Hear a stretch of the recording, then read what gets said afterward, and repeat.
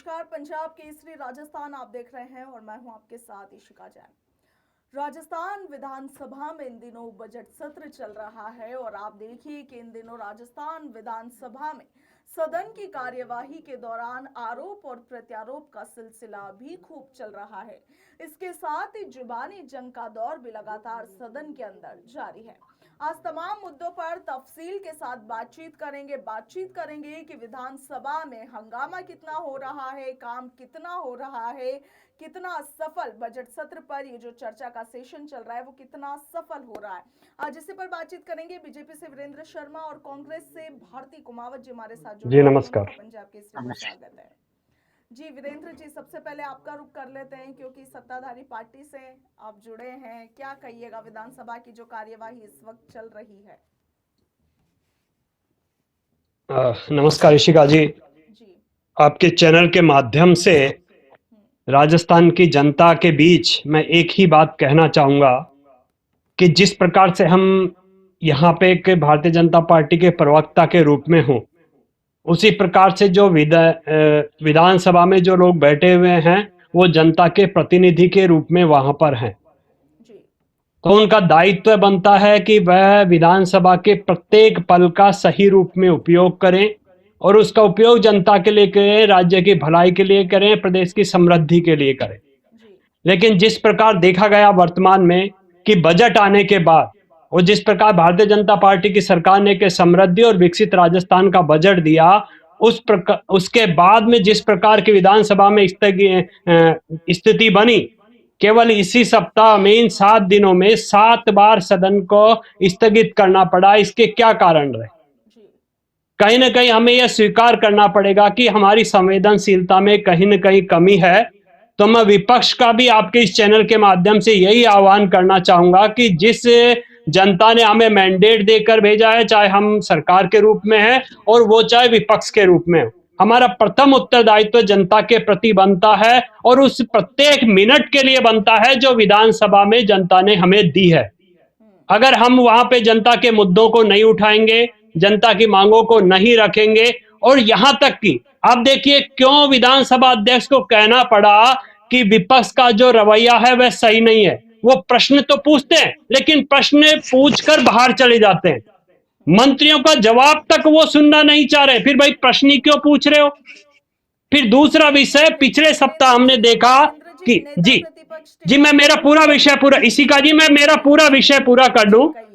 दूसरा विषय जो हमने देखा कि जिस प्रकार राजस्थान की संसदीय इतिहास को जिस प्रकार कलंकित करने का कार्य कांग्रेस के विधायक रोहित बोहरा जी ने किया था और सदन में गाली गलौज कर शांति धारीवाल जी ने किया, तो ये असंसदीय परंपराएं, राजस्थान में कभी ऐसा नहीं होता। लेकिन फिर भी जब अनुदान मांगों पर बहस हो रही थी, जब सदन में प्रश्नकाल चल रहा था, पूरक प्रश्नों के उत्तर चल रहे थे, उस समय वेल में आकर हंगामा करना, सदन को स्थगित करवाना, बार बार हंगामा कर सदन की कार्रवाई को बाधित करना, ये सब यही प्रदर्शित करता है कि कांग्रेस विपक्ष की भूमिका निभाने में सक्षम नहीं है या वह विपक्ष की भूमिका निभाना नहीं चाहती। अन्यथा अनेकों बार ऐसे विषय आए जिसमें जी पर वापस आएंगे। पहले भारती जी का टेक ले लेते हैं। भारती जी, क्या कहिएगा?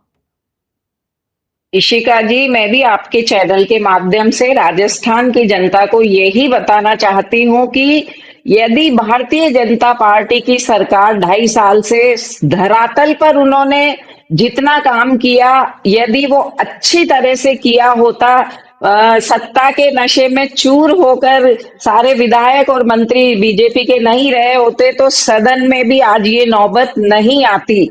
चूंकि बजट से पहले भी जब विधायक दल की मीटिंग हुई थी तो हमारे लाचार मुख्यमंत्री जी ने अपने विधायकों और मंत्रियों को यही सलाह दी थी बार बार कि अच्छा होमवर्क करके आना। अच्छा होमवर्क जब ही होता जब उनका गृह कार्य, उनको जो कक्षा कार्य मिला वो अच्छे से होता, तो संतोषप्रद जवाब विपक्षी दलों के जो विधायक हैं जो उनको मिलता, तो सदन में हंगामे की नौबत नहीं आती। गंभीर मुद्दों को कभी भी भारतीय जनता पार्टी न केंद्र में न राज्य में विपक्षी दलों को उठाने नहीं देती है। चाहे स्वास्थ्य का मुद्दा हो, भ्रष्टाचार का मुद्दा हो, शिक्षा का मुद्दा हो, अस्पताल में कर्मचारियों का मुद्दा हो, इतने संवेदनशील युवा बेरोजगारी का मुद्दा हो, भारतीय जनता पार्टी का काम हमेशा गुमराह करना, युवा मन को कभी टटोलना नहीं चाहते।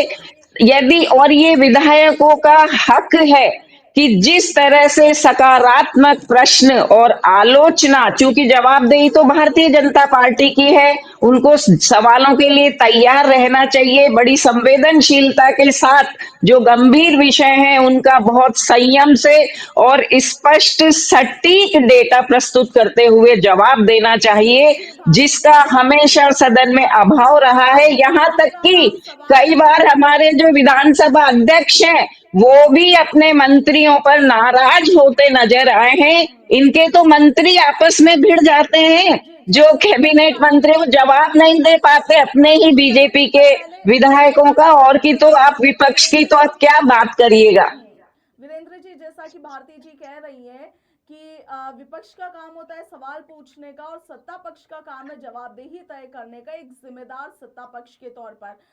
मगर आप देखिए कि नेता प्रतिपक्ष टीकाराम जूली लगातार ये बात उठाते आए हैं कि मंत्री पूरी तैयारी के साथ विधानसभा में नहीं आते।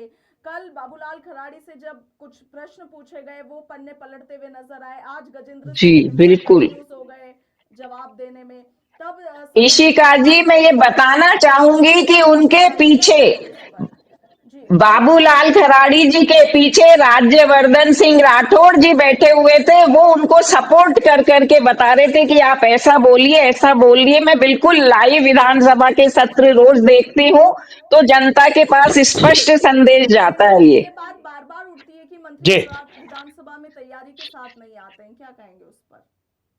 निश्चित रूप से देखिए इशिका जी, जब मैं ये बोल रहे थे कांग्रेस के प्रवक्ता, मैं बीच में बिल्कुल नहीं बोला और आपने प्रश्न मेरे से पूछा, यहां भी यही स्थिति है जैसी विधानसभा में है, क्योंकि ये विषय को समझना नहीं चाहते। मैं ये चाहता हूं आपके इस चैनल के माध्यम से यह डिबेट सारगर्भित हो और आम जनता तक वह विषय पहुंचे जो जिसके लिए आप यहां पर हमें लेकर आए हैं। लेकिन ठीक यही स्थिति विधानसभा में बन रही है, जो कांग्रेस की प्रवक्ता भी कह रही थी ना, विधानसभा में ये हो रहा है, विधानसभा में हो रहा है। भैया जब प्रश्न काल है, प्रश्न आप पूछ रहे हो, प्रश्न पूछकर आप भग भी जाते हो विधानसभा से। पूरा मंत्रियों से प्रश्न तो जवाब तो सुनिए, आप जवाब भी नहीं सुनना चाह रहे, आप विधानसभा छोड़कर भग रहे हैं। मंत्री कंफ्यूज हो जाते हैं, पन्ने पलटते रहते हैं। नहीं मंत्री क्यों, आप ये बताइए इशिका जी आप मेरी बात सुनिए। अभी ये कांग्रेस की प्रवक्ता दीदी अगर यहाँ प्रश्न पूछकर और आपके चैनल से भग जाएंगे तो आप किसे जवाब देंगी?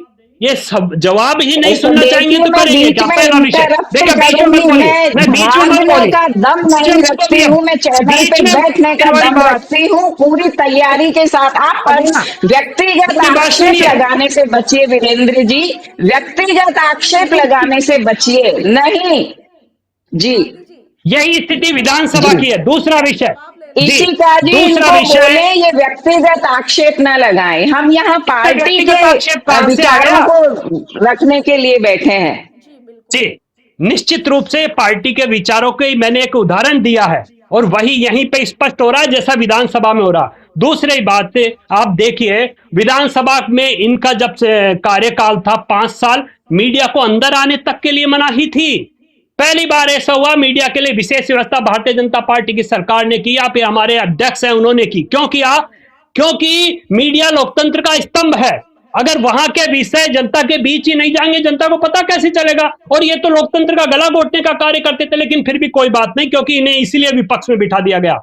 तीसरा विषय जो ये कह रही थी चिकित्सा के प्रश्न या दूसरे प्रश्न, हमारे मंत्री जी ने बिल्कुल स्पष्ट जवाब दिया और उन्होंने जो कहा, उन्होंने कहा कि आपके समय जो हुआ था कांग्रेस सरकार में, वो बिना किसी बजट के या बिना किसी पूर्ण किए हुए, क्या होता है कहीं भी सीएससी या पीएससी जब सरकार खोलती है तो उसके लिए विशिष्ट वो होती है कि वहीं पे खोली जा सकती है, लेकिन इनकी सरकार ने आनन फानन में इस प्रकार से पीएससी सीएससी खोले जहां जरूरत ही नहीं थी और उसके बाद भी उनको संसाधन नहीं दिए। तो जब इनके विधायक ही इनकी सरकार के, पूरी बात सुनिए शिखा जी, नहीं, जब इनके विधायक इनकी सरकार के समय के प्रश्न पूछ रहे थे तो उन्हें शर्म आनी चाहिए थी कि कांग्रेस के शासन में ऐसा क्यों हुआ, क्यों नहीं वो जवाब दे पाए। कुल मिलाकर आपका का ये कहना है कि विपक्ष जवाब सुनना ही नहीं चाहता और सुनने से पहले ही हंगामा निश्चित रूप, और ये मैं नहीं कह रहा, ये तो हमारे विधानसभा के अध्यक्ष भी कह रहे हैं बिल्कुल बिल्कुल। तो भारती जी कि से क्यों चले जाते हैं आप विधानसभा छोड़कर, पूरे प्रश्नों का उत्तर तो सुनिए। ये बात बिल्कुल सही है। जैसा कि आपने कहा कि विपक्ष का काम है सवाल पूछने का और सत्ता पक्ष का काम है जवाबदेही तय करने का, जवाब देने का। सही बात है, मगर एक बात बताइए कि विधानसभा एक ऐसा सदन, एक ऐसा मंच जहां पर प्रदेश की जनता की मांगे, उनकी समस्याएं रखी जाती है ताकि उनका निवारण हो सके, मगर विपक्ष बार बार हर एक छोटी छोटी बात पर हंगामा शुरू कर देता है। आज भी जब मंत्री जी जैसे कि गजेंद्र सिंह खिमसर वाला वाकया हुआ तो उसमें पूरा विपक्ष वॉकआउट कर दिया, शायद वहां पर उसकी जरूरत भी नहीं थी। तो ऐसे में कैसे चलेगी विधानसभा की कार्यवाही? देखिए, मैं ये स्पष्ट कर दूं कि जिस तरह से माननीय मुख्यमंत्री जी ने अपने कार्यकर्ताओं को सिर्फ योजनाओं का ज्यादा से ज्यादा सोशल मीडिया प्लेटफॉर्म हो या सड़कें हो या मतलब जहां एक्सीडेंट होने के खतरे हो, चौराहे हो, वहां जोर शोर से अपने बैनर लगा लगा कर केवल इन्होंने अपनी योजनाओं का प्रचार प्रसार करने को कहा है। और जहां तक मैं समझती हूँ इनके कार्यकर्ता या मंत्री उसी में व्यस्त रहे, जो शायद जनता के हित के लिए जिन जन कल्याणकारी योजनाओं का जो पैसा आया था वो केंद्र से लेकर राज्य तक इनके प्रचार प्रसार में ही खप खप जाता है, या फिर योजनाओं को धरातल पर उतारने के लिए कार्य नहीं होता और वो पैसा लैप्स हो जाता है। तो इनकी जितनी भी जन कल्याणकारी योजनाएं या राजस्थान से जुड़ी योजनाएं थी उनका मात्र 28 से 30% से कम काम हुआ है। तो बजट का प्रभाव भी वैसा ही रहेगा।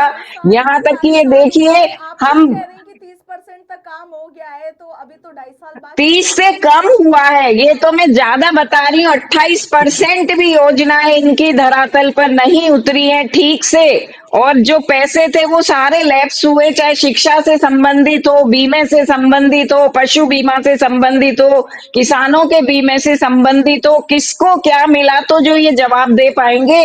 अभी देखिए ना, ये स्वास्थ्य मंत्री जी, उनसे बात की गई अचरोल की, वो बात करने लग जाते हैं आमेर की, तो ये कंफ्यूजन है नहीं तो क्या है। तो वहां का एक एक मिनट इतना कीमती होता है कि उस मिनट का सदुपयोग करने के लिए इनको कम से कम अपने डेटा तो बात थी और अचरोल पर जवाब देने लगे थे, उस पर बवाल होता। फिलहाल वीरेंद्र जी जी कह रहे हैं। जी वीरेंद्र जी। देखिए इशिका जी, ये जिस प्रकार की बातें कर रहे थे, आपने पूछा कुछ और था और जवाब कुछ हो रहा है, यही सदन में भी हो रहा है। लेकिन फिर भी मैं आपके चैनल के माध्यम से राजस्थान की जनता को बताना चाहूंगा कि पशुपालन मंत्रालय में राजस्थान सरकार ने 2 ही वर्ष में 3433 करोड़ की योजनाओं पर कार्य किया है, और इनकी सरकार में केवल 5 साल में 7117 3117 करोड़ ही खर्च हुए थे पशुपालन पे। हमने तो 3433 करोड़ रुपए 2 साल में ही खर्च कर दिए। ये चाहे गौशालाओं पर आ जाएं, ये चाहे पशु चिकित्सालय की क्रमोन्नति पर आ जाएं, इनके 5 साल और हमारे 2 साल इनसे ज्यादा आपको नजर आएंगे। आप कहें तो मैं एक एक आंकड़ा दे दूं आपको। इनके समय केवल 5 वर्ष में केवल 13 पशु चिकित्सालय क्रमोन्नत हुए थे। इन 2 वर्षों में ही भारतीय जनता पार्टी की सरकार ने 50 पशु चिकित्सालयों को क्रमोन्नत कर दिया।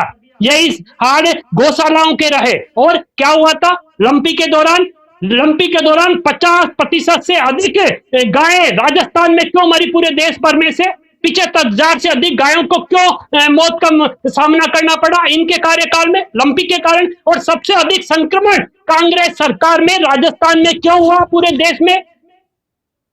इन सब कोविड जवाब, के इन समय सब सवालों राजस्थान का मॉडल को गहलोत सरकार को जो अपनाया गया था उसका भी उदाहरण दे दीजिए वीरेंद्र जी। मरी थी, आप गौशालाओं के बाहर देख लेते या फिर आप गांव में खेत खलियान में जाकर देख लेते, हमारी गाय मर रही थी। आप तो जो केंद्र सरकार से जो टीका मिला था उसको भी सही रूप से डिस्ट्रीब्यूट नहीं कर पाए थे। लेकिन भारती जी वो इतिहास था, मैं आज की बात करना चाहता हूं। उसी प्रकार विधानसभा में भी यही हो रहा है। हमने कहा था और वो करके भी दिखाया 2 साल में, और उसी का परिणाम है आपके समय प्रति व्यक्ति आय 1,67,000 थी, वो 2,02,000 पे हम पहुंचा चुके हैं। ये कार्य क्रियान्वयन तभी संभव हुआ है। आपसे अधिक 41% अधिक का बजट हम लेकर आए हैं विधानसभा में, और आपके यही परेशानी है। इसी का जी देखिए जिस दिन दिया कुमारी जी ने सदन में बजट पेश किया उसके दूसरे दिन से सदन में हंगामा शुरू हो गया। क्यों हुआ? क्योंकि ये नहीं चाहते थे कि समृद्धि के बजट के ऊपर बहस हो। ये नहीं राजस्थान की जनता को बताना चाहते थे कि किस किस योजना में, किस मद में, किस प्रकार बजट दिया गया। जबकि होना यह चाहिए था कि तार्किक बहस होती विधानसभा में, लेकिन इन्होंने ये वाजिब नहीं समझा। क्यों नहीं समझा? क्योंकि भारतीय जनता पार्टी की सरकार ने बजट देते समय यह नहीं देखा कि वह कांग्रेस का विधायक है, वह कांग्रेस के विधायक का क्षेत्र है या वह भारतीय जनता पार्टी के विधायक का क्षेत्र है। हमने सभी 200 विधानसभाओं के लिए बजट दिया। क्या काउंटर करिएगा? सवाल बिल्कुल सही है। इशिका जी, मैं सुन नहीं पाई। ठीक यही स्थिति विधानसभा में है, क्योंकि वहां भी आप गायब रहते हैं। इशिका जी, मैं आपका प्रश्न विधायक वीरेंद्र जी चिल्ला रहे थे तो मैं सुन नहीं पाई। एक बार कृपया दोबारा बोल दीजिए, या मैं ही बोल देती हूँ कि इनके भारतीय जनता पार्टी के विधायकों ने जो प्रश्न रखे और जिनके कैसे उत्तर मिले वो भी मैं आपको बता देती हूँ। इनके बीजेपी के विधायक श्री अर्जुन जी थे, अर्जुन जी जीनगर। उन्होंने इतनी बड़ी समस्या युवा बेरोजगारी और प्रदूषण को लेकर रखी जिसका संतोषप्रद जवाब इनके ही मंत्री महोदय नहीं दे पाए कि हमारे लोगों को काम नहीं मिलता, बड़े उद्योग लगा दिए जाते हैं, विदेशी कंपनियां, वो जिंक लिमिटेड की विदेशी कंपनियां आ जाती है, विदेशियों को रोजगार मिलता है, सारा पानी वहां का प्रदूषित है, वहां का पर्यावरण प्रदूषित है, जमीनें खराब कर दी गई है, कृषि जमीनें उपयोग की नहीं रही है और स्थानीय रोजगार और स्थानीय युवाओं का भरपूर शोषण हो रहा है। पानी और पर्यावरण की स्थिति अत्यंत दयनीय है। पशु बीमा पर आपके मंत्री जवाब नहीं दे पाए कि 217 पशु थे, उनको में से मात्र 72 पशुओं का बीमा मिला। और बीजेपी विधायक बाबू सिंह जी राठौर के सवाल पर कृषि मंत्री संतोषप्रद जवाब नहीं दे पाए। जवाब देने के लिए बस की कार्यवाही की गई है। सभी का होमवर्क इतना कमजोर था। बीमा कंपनियां और कृषि अधिकारियों की मिली भगत खुद करोड़ी लाल जी मीणा ने उजागर करी है। सिर्फ वो भी यही जवाब दे पाए कि कार्रवाई की गई है। लगभग सारे विधायक या मंत्री इनके सवाल के जवाबों पर फंसते हुए नजर आए। एक भी सही जवाब इनके मंत्री नहीं दे पाए। यहाँ तक कि इनके स्पीकर महोदय भी नाराज हो रहे थे उनके होमवर्क पर। कि कांग्रेस यानी कि विपक्ष सदन में बार बार वॉकआउट कर जा रहा है, यही वजह है कि बार बार हंगामा हो रहा है। क्या कहेंगे आप इस पर? आप विधायकों के विशेषाधिकार का हनन है, सदन को गुमराह करना, ये विशेषाधिकार का हनन है, इसलिए वॉकआउट करना पड़ता है।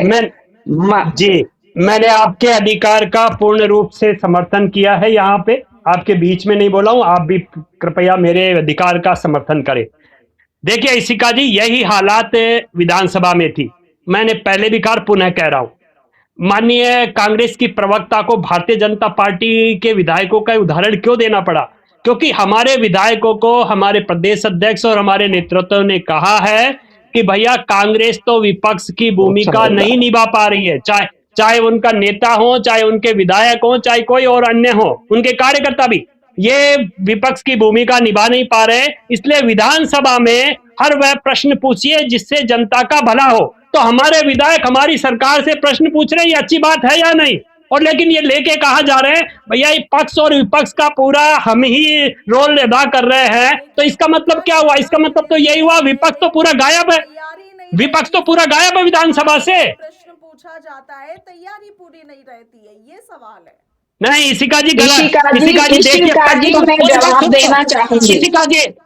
इशिका जी देखिए, पहली बार ऐसा हुआ 5 साल में तो इन्होंने पूरक प्रश्न पूछना ही बंद करवा दिया था इनके अध्यक्ष जी ने, सीपी जोशी जी ने, कि पूरक प्रश्न पूछ ही नहीं सकते, केवल प्रश्न ही पूछे जाएंगे। हमारे भारतीय जनता पार्टी की सरकार बनने के बाद माननीय विधानसभा अध्यक्ष देवनानी जी ने बहुत ही अच्छा एक वहां पे सकारात्मक कार्य करते हुए हर विधायक को यह कहा कि आप पूरक प्रश्न भी पूछिए, प्रश्न के साथ साथ पूरक प्रश्न भी पूछ सकते हैं।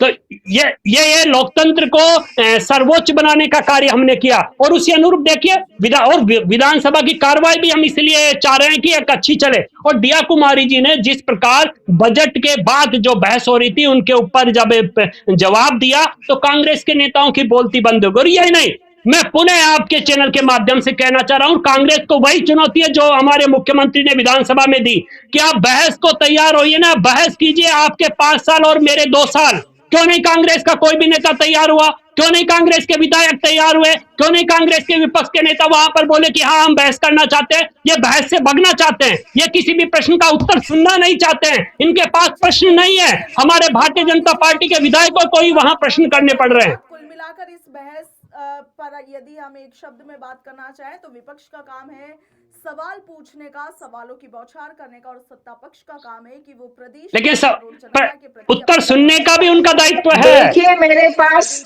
कांग्रेस विधायकों के इतने प्रश्न हैं जिनका उत्तर नहीं दिया गया। मेरे पास सभा की कार्यवाही संतुलित रूप से चल सके, ये दोनों की ही जिम्मेदारी होती है। फिलहाल इन दिनों राजस्थान विधानसभा में जो कुछ चल रहा है, जिस तरह सदन की कार्यवाही चल रही है, उस पर आपका क्या ख्याल है? कमेंट सेक्शन में जरूर लिखिएगा। फिलहाल के लिए इतना ही। नमस्कार।